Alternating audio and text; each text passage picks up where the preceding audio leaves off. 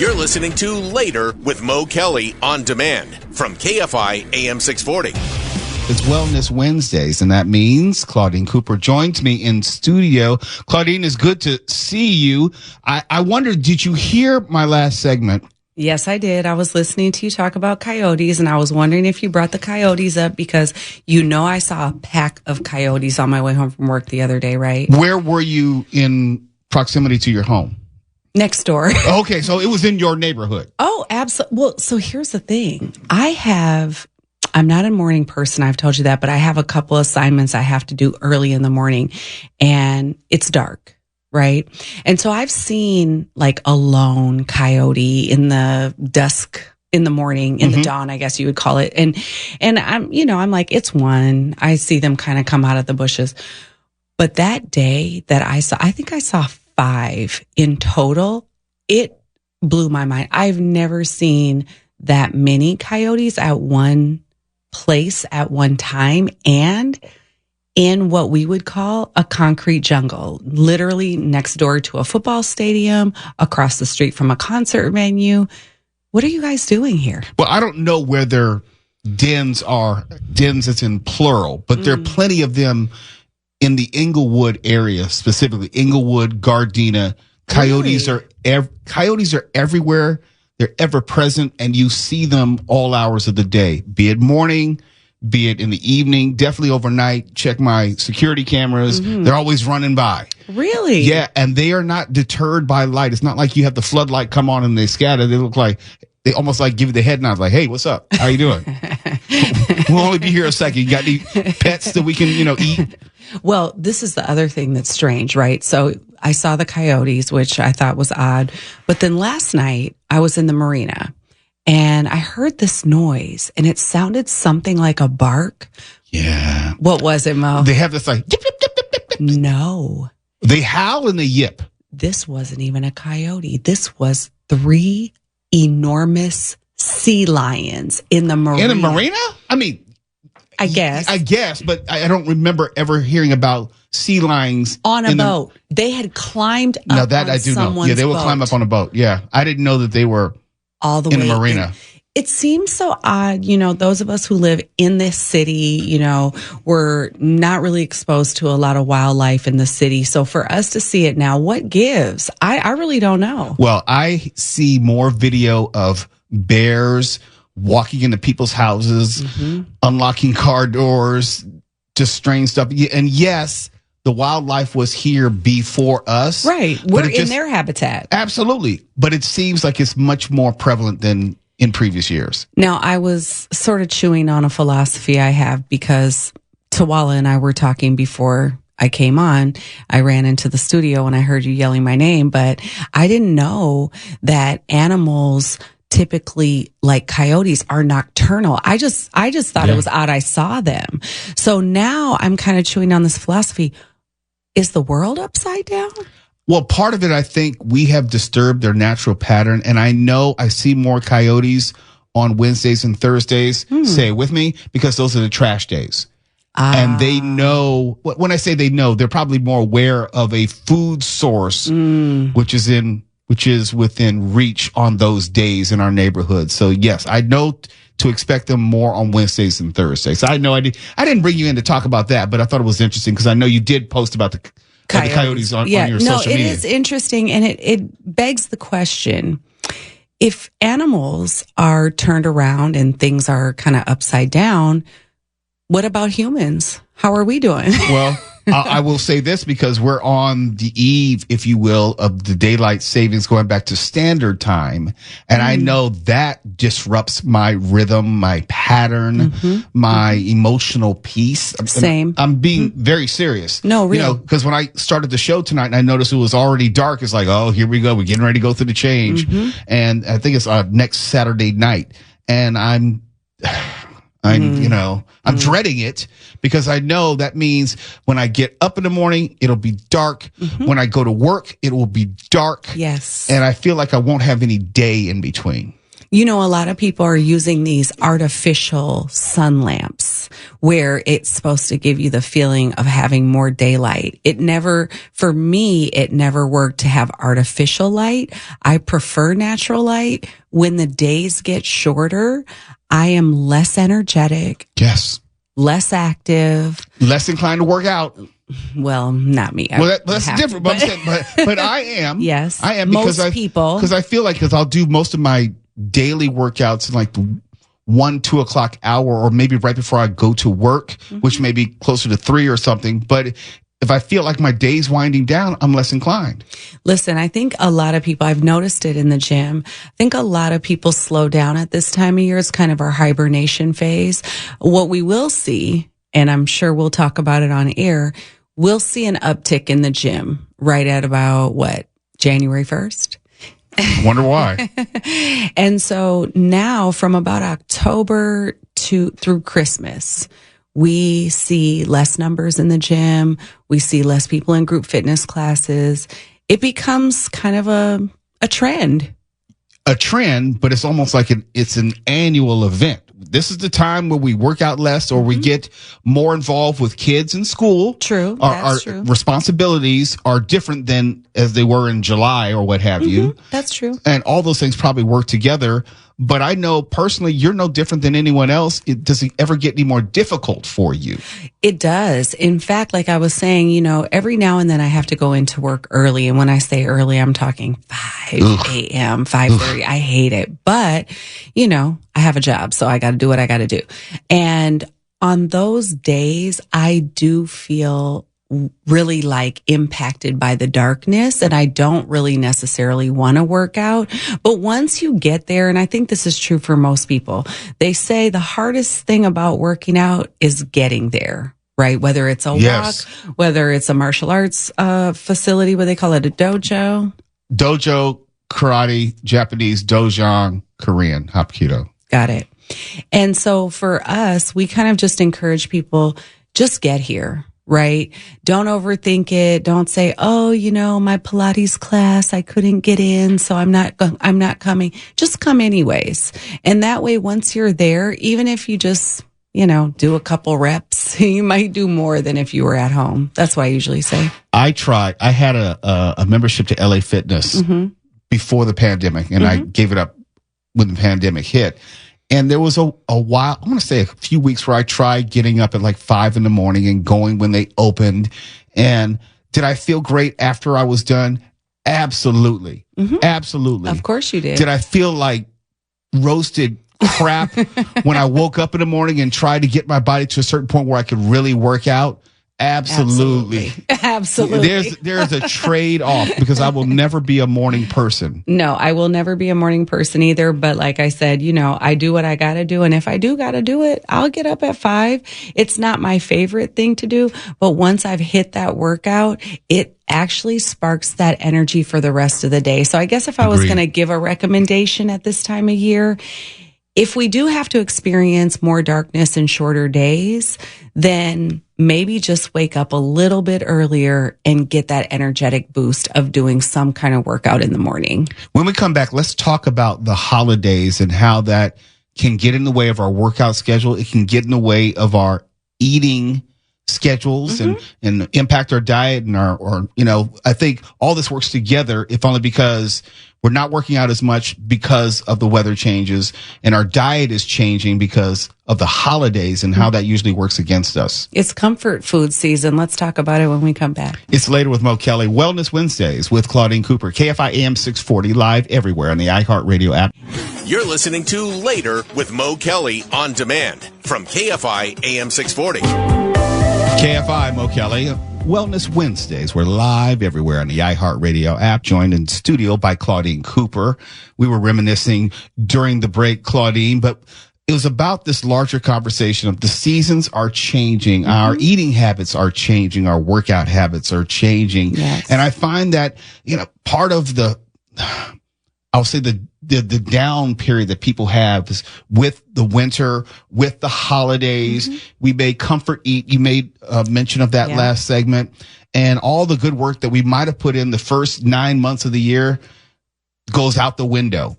How do you personally deal with it, and how do you recommend the rest of us who are not professionals in your field should we go about dealing with it?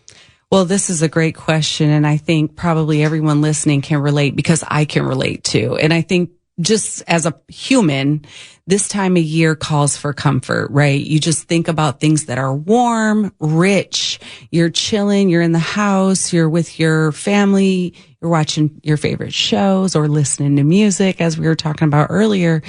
And I think it's natural to crave sweets and, you know, what we used to call back in my hometown casseroles, things that are casseroles. Yes. Yes. Things that are dense, you know.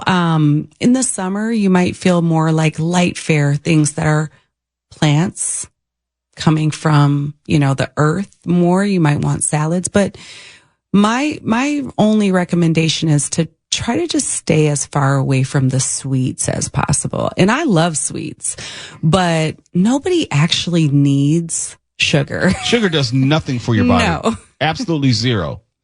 And I think for the most part, if you're eating food, like real food, even if it is more rich and more dense, you can still convert it to energy. You can still use it in your cycle class, or you can use it for your run. It'll convert. But if you aren't moving, it's better to be on those portion controls. So yeah, depriving yourself of something is probably not the answer. I just got off the phone with a friend. She finished a 10-day detox where all she had was raw fruits and vegetables or juices and smoothies for 10 days. Could you do it? If my life depended on it, yes. Okay. But as a choice for aesthetics, no. No. Well, hers is not for aesthetics. It's more of a reset for your gut health, for your, you know, for your overall health, really. And also what she was saying was, it was an exercise in understanding that she doesn't need as much food as she thought she needed. And so when I talk about portion control, I'm not saying deprive yourself of the foods you love. I'm saying just eat less. Hello? Knock, knock. I'm just saying, it was just that easy. I don't know about you. I know people are listening right now who probably have the same experiences as me. When I hit, I'll say 35, food started to taste really, really good. Like, where have you been all my life? How did I not know that this was out there?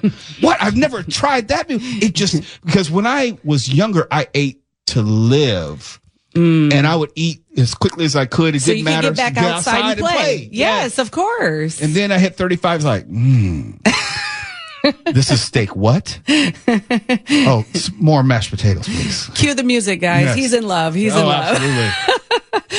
No, I have to say, I love food too. But at the same time, if you adjust the way you think about it and you do start thinking about eating to live, using food as fuel, I feel like you'll have a better grasp on what it is you're doing. Conscious eating is something that I've been doing for many years, or intentional eating, as they call it now, which is where you just think before you eat. A lot of people who are, what do we call them? Grazers.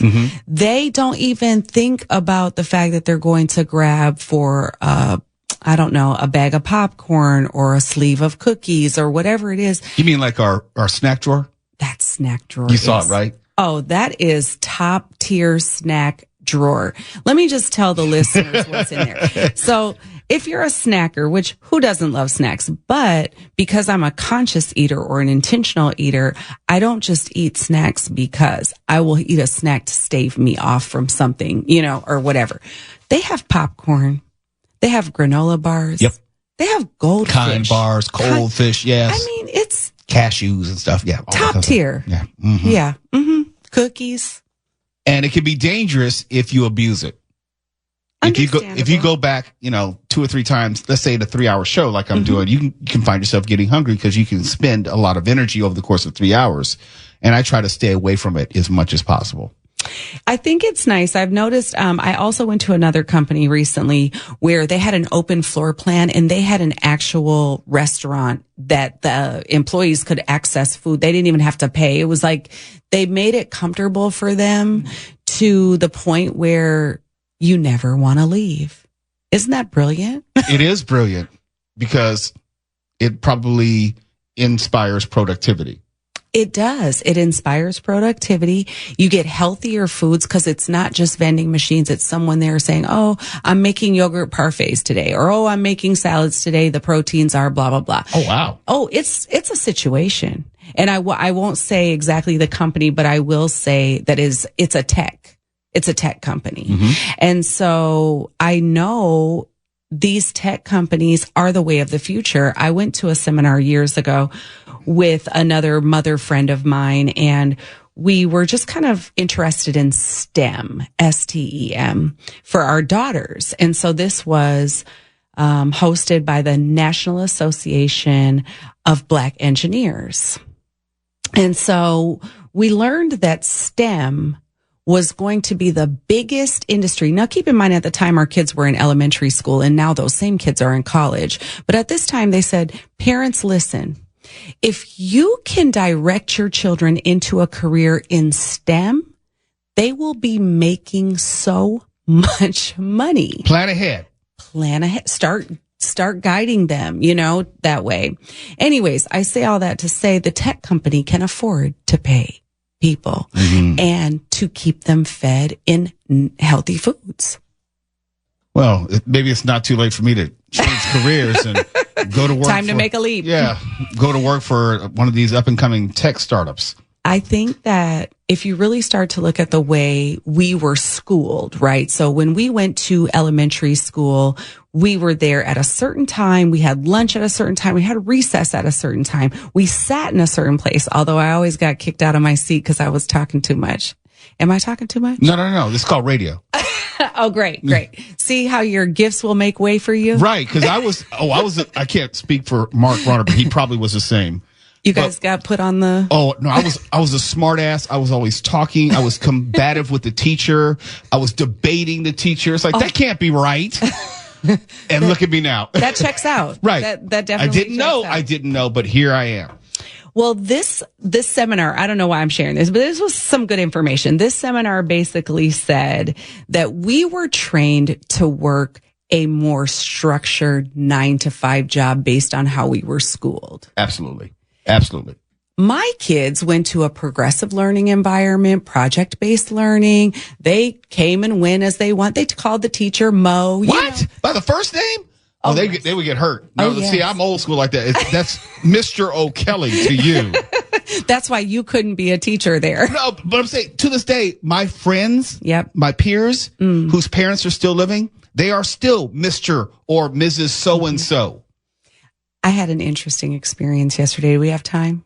Very quickly, go ahead. Okay, yes. A little girl called me Claudine. She was about 5 years old. Her dad snatched her up and said, listen, girl, you don't ever refer to Claudine as Claudine. It's Miss Claudine. That's right. Yes. Or the nice exercise lady. As you would say, Mark. The nice exercise I'll take lady. it either way.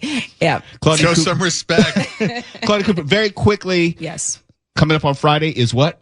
Is my virtual strength training class on Zoom. They can find me on ClaudineCooper.com. Just send me a request for the link or catch me on Saturday outside, 9 a.m. in Inglewood. Free workout. There's going to be hella traffic this weekend. You don't need to put that out into the universe. I can't wait to see you soon. Are you coming next week to the party? Yes, I am. I wouldn't miss it for the world. All right. So Claudine Cooper will be in the Later with Mo Kelly pre-Halloween soiree next Wednesday, the 30th. At the Helpful Honda Studios upstairs. Can't wait. I'll see you soon. See you then. It's Later with Mo Kelly, KFI AM 640 live everywhere on the iHeartRadio app. You're listening to Later with Mo Kelly on demand from KFI AM 640. I have to say, Denny's has been very good to me over the course of my life. After all the nightclubs, all the late nights in the music industry, there was always a Denny's to feed me. And I would get me a French slam or an All-American slam from then until this day. Denny's has been very, very good to me, as they say. But also, Denny's is something, it's an enigma. It's a rarity in today's restaurant market, something that is open 24/7. Saying nothing of the pandemic, it is very difficult for any business in today's, when I say economy, I'm not talking about inflation. I'm just talking about how our consumer economy is built. It is very difficult for any business, especially a restaurant, to stay open 24/7. When you think about the increase in minimum wages across the state or across various states, you think about also inflation, but also I think our economy, as far as how we consume food, where we look for food, has just completely changed. And we may not be looking for that all-night place. We're not frequenting it as much as we did in recent years. And so places like Denny's or a Norm's or I don't know if you remember, do they have Spires up in Seattle? No, I don't know that one. Spires was another all-night kind of a breakfast diner that you could get food. But those places are very few and far between now. Well, I'll tell you, we had a Denny's near where I lived in Seattle that had, oh, you know what? No, God, keep going. I have to get this straight before I express it. You want to make sure it's Denny's and not some other location? Yeah, I think I'm conflating two different places. Well, but the problems could be the same. I think all of these diners, these all-night diners, they're just not surviving. Restaurants are difficult, and you have to think, if you're going to be open, you got to pay someone to keep it open, someone to work the register, someone as a fry cook. So I think that what's happening to Denny's, and we're talking about this because Denny's is going to close 150 of its locations nationwide. 50 are marked to close in between now and the end of the year, and 100 more are going to be shut down in 2025. Listen to this. Denny's plans to close 150 restaurants. Madison, what's going on? Yeah, so they're targeting stores that are underperforming. They've also seen some slowing sales, so they're closing those restaurants. The family restaurant that has the slogan, America's Diner is always open, will permanently close 150 locations. So 50 locations are going to be closing by the end of this year. The remaining 100 will close in 2025. This is a tenth of the restaurants that they have, so you're still going to have 1,375 Denny's still open. We don't have a list of which restaurants are going to be closed, but what we do know is that Denny's is targeting those underperforming restaurants and restaurants that they say are too old to be remodeled.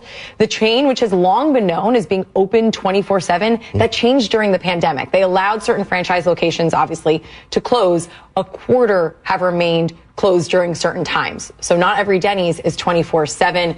The stock is down about 50% this year. Jeez. Stock is down 50%. It's now down to $5.47. Buy. If you can find any hope of there being a future. Yeah, you want to buy low, you want to buy the dips. And I did that with AMC. Did very well with that. But I don't know if you're going to have that same possibility with Denny's. I think this might be the beginning of the end. Not just Denny's, but just all these all-night restaurants. Did you have a favorite Denny's food? Yeah. It was the French Slam and All-American Slam. That's all I would ever get, even to this day. Well, what's in a French Slam? I feel like a dirty joke's coming on here. French Slam. I would like the French Slam. It's just French toast. Yeah. And you can get sausage or bacon, or all sausage and all bacon, and 2 eggs, however you want. The answer is the Superbird, a turkey sandwich. I'm sorry. Superbird? Superbird, yeah. What's on that other than turkey, obviously? Well, turkey-related items. It was a glorious turkey sandwich. I haven't been to a Denny's in years, though, so I'm partly responsible for them going under. I liked a lot of their menu, and I usually had trouble trying to decide what I wanted because I have OCD, and OCD usually requires me to stay in a pattern, because if I go somewhere to eat, I need to know that what I'm going to get, I'm going to enjoy, have a certain level of enjoyment. I didn't come here to be disappointed. So I get my French Slam or an All-American Slam, but there's a part of me which wanted to try the Moons Over My Hammy, or wanted to try like the Lumberjack Slam. I'm just pulling things out of my mind. I remember. God bless whoever created Moons Over My Hammy. They deserve some kind of an award. But look, I loved me some Denny's, and it was the only spot that you could depend on to get food. And this was before McDonald's had their late night or even their 24-hour McDonald's or all-day breakfast. When I'm hungry at night, I want breakfast food. I don't want a burger. I want breakfast food, and Denny's was perfect for that. All right. Did Tuwala put you up to arguing with me about this, about eating breakfast food for dinner? No, I did hear from a birdie that you don't like breakfast food other than for breakfast. Yeah, because eating breakfast food for dinner goes against the laws of God and man and will lead to chaos, and there's nothing right about it. But I can't get into that. There's right really now. something seriously wrong with you. Any person who allegedly loves America does not love breakfast for dinner. Oh, I'm a patriot. I'm such a patriot that I think people who eat breakfast for dinner should be deported. Just move to Russia and get it over with. Hey, comrade, you mistook the word patriot for socialist. Your voice terrified me there for a second because you still got cold voice. Yeah. My God. I don't want to disappoint the Dark Lord who just decided to speak to us over the air. All I can say is, if you can't get behind the idea of all-day breakfast, there is something wrong with your DNA. Maybe you have a missing chromosome. Maybe you have too many chromosomes. There's something fundamentally, physically, scientifically, genetically wrong with you. I won't be food shamed by you. I'm the one in the right here. Breakfast is breakfast, dinner is dinner. And if you confuse the two, pretty soon it's going to be cats getting it on with dogs. Okay, can't have that. So you can't even deal with the Sunday brunch. Why would I be awake at that hour? You hunchback. You are the missing link. Sunday brunch. Okay, so you can't wake up at like noon, go to a brunch, and then get some pancakes. The idea of waking up to eat is insane to me. I mean, you eat after you wind up waking up. But what I'm saying is, whenever you wake up, you're hungry. Why can't the first meal of the day be a breakfast item? I mean, I may do that, but at least that's less perverted than having like pancakes for dinner or whatever satanic thing. You've never had pancakes for dinner? No, because that's just unequivocally wrong. It's insane. Okay, so you couldn't have pizza in the morning, waking up. I'm not going to get into that with you, because that's none of your business. See, what do you think? Your dad Brady in the courtroom? No. No. Your Honor, hostile witness. You're damn right I'm hostile. May I approach the witness? All I know is you're being inconsistent. You're saying that since it's a breakfast food, it is a meal out of order or out of its correct time slot. You're out of order. The whole system's out of order. And by that argumentation, then you should not wake up and eat some cold pizza or even microwave pizza. Well, what I do is I wake up and I have coffee for the first few hours. I don't eat for quite some time, but that's completely irrelevant. So coffee doesn't have any time limitation? No, you can drink coffee any time of the day or night. I had a triple espresso at 6:30. Okay. But you're getting off the point. You can go to Denny's anytime you want, but if you're going to go there late at night, why get a breakfast food? They have sandwiches. They have burgers. They have normal adult dinner food. Who goes to Denny's for the food like that? You go for the Grand Slam and that's it. And if you want to get, avant-garde, you may get the Moon over Miami or whatever waffle meal you want to get. But damn it, Mark, you put a pancake in your mouth at night. All right, listen. You can't go to IHOP?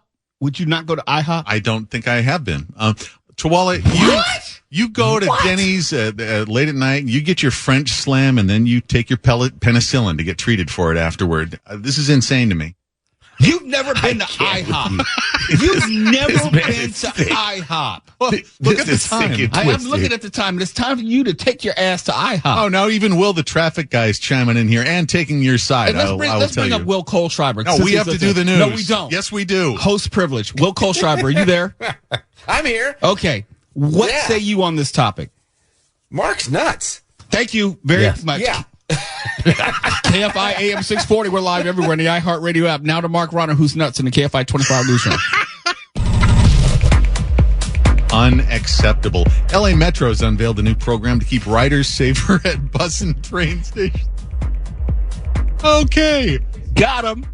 You're listening to Later with Mo Kelly on demand from KFI AM 640. Don't get me wrong. I've been a longtime fan of Britney Spears. Her music. She's always done it for me. Can't exactly explain it, but I've always been a fan of Britney Spears. But I've also been aware of the difficulties that Britney has gone through, the problems with her family, the emotional issues, which have been ever present. And I've always rooted for her, even when she basically talked bad about the show without naming our show. We were discussing last year the incident she had with the rookie sensation, Victor Wembanyama, and how she got physically tangled up with him after the preseason game. And we broke it down and we talked about what Britney should not have done. And she said some things on social media which were directly related to what we said on the show. Not going to reset all that. But I say that to say that I've always been, I want to say, fair to her, respectful of her. And I noted that although there were legions of fans who wanted to free Britney, in other words, get her out from under the conservatorship, they weren't really concerned with anything else. They weren't concerned with her well-being. They weren't concerned with her emotional health. They weren't concerned about how she was going to make a living after the conservatorship, because I said many times, and I'll say again, she did not write basically any of her songs, so she only had what they call performance rights. She makes money when she performs. That means when she goes out on tour and when she performs in any capacity, and she probably has some royalties when her songs are played on the radio. But to maintain her lifestyle, she's got to get out there and tour. And that was the rub, because her father in the conservatorship wanted her to tour more to maintain that level or flow of income. Since she's left the conservatorship, her behavior has gotten increasingly unstable. That's my word. She has consistently posted videos of concerning behavior, weird outbursts, spinning around in circles in her underwear, whatever. She's removed the ability to comment on her Instagram page. I do follow her. And her behavior is just strange, for lack of a better word. She got a divorce from her most recent husband. She's not dating anyone else as far as I know. And she made a recent announcement on her Instagram page that she had gotten married. She dressed up in a full wedding regalia, bridal dress, train, all that kind of stuff, veil, and said that she had gotten married on Instagram. And she says, quote, "The day I married myself, bringing it back because it might seem embarrassing or stupid, but I think it's the most brilliant thing I've ever done, ! Close quote." And I was trying to think about, how do you marry yourself? Do you get on one knee and propose to yourself? Do you try to take your imaginary hand and put a ring on your own finger? Do you say your vows to yourself? Do you, Britney, take Britney to love, honor, and obey, in richness and rich or poor, sickness and health, till death one of you part? I don't know. It's one of the, I don't know. How did that wedding ceremony actually go down? And was there anyone to object? Was there a witness? Or was there a third personality in the Britney wedding where Britney was the bride and the groom and also the witness? I don't know. I don't know. It's just all very strange to me. And it makes me very concerned about Britney once again. Yes, I'm having fun with this, but no, it should not be just laughed at. It should be looked at for what it is. It's really concerning behavior. She's now marrying herself with a full-on wedding gown on Instagram. And she's serious. She's not joking.